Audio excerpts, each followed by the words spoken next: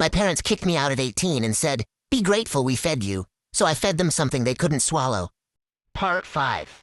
PP and VARO and things I'd never heard of. I grabbed the motel notepad and started writing everything down, but my handwriting was messy because my hand was shaking. She explained the process for changing a representative payee and said I'd need to file specific forms and Dad would need to be evaluated. The whole conversation took an hour, and when I hung up, my brain felt full of information I barely understood. I called the shelter counselor and told her about the VA call. She said she wanted to connect me with Adult Protective Services because what my parents did might be financial exploitation of a disabled veteran. I hesitated. Mom had spent years teaching me that government agencies were traps that made things worse, and you couldn't trust them. The counselor must have heard something in my silence because she said sometimes the system is the only protection you have. I thought about that. About how the system had already helped me find Dad when I didn't even know to look. About how I couldn't fight Mom and Mark alone with no money and no home.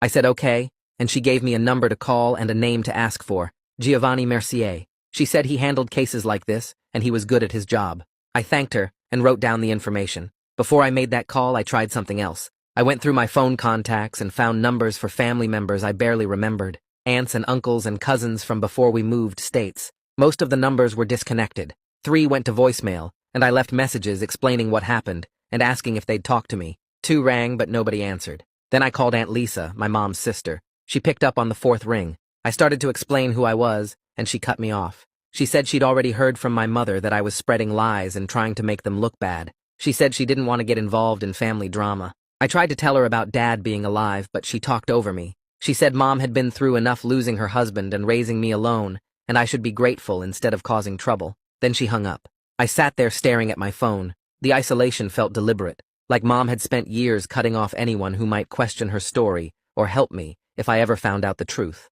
That night after Dad fell asleep, I opened a new document on my phone and started writing everything I could remember. I put Dad's supposed death at the top and marked it as when I was 6. Then I listed everything that happened after. How we moved to a different state within months of the funeral. How Mom got nervous whenever military families appeared on TV shows. How she always changed the subject fast when I asked about Dad's service or wanted to look at photos of him. How she threw out most of his stuff during the move and said it was too painful to keep. How we never visited the grave she claimed he was buried in. I wrote down the therapy sessions where I cried about losing him. The nightmares I had for years. The way Mom used my grief to control me and make me feel guilty for being sad. Writing it all out made the patterns visible. It wasn't just one lie. It was a whole structure of lies built carefully over 12 years, each piece designed to keep me from asking the right questions. My phone lit up at midnight, a text from Mom. It said we could talk if I stopped spreading rumors and making her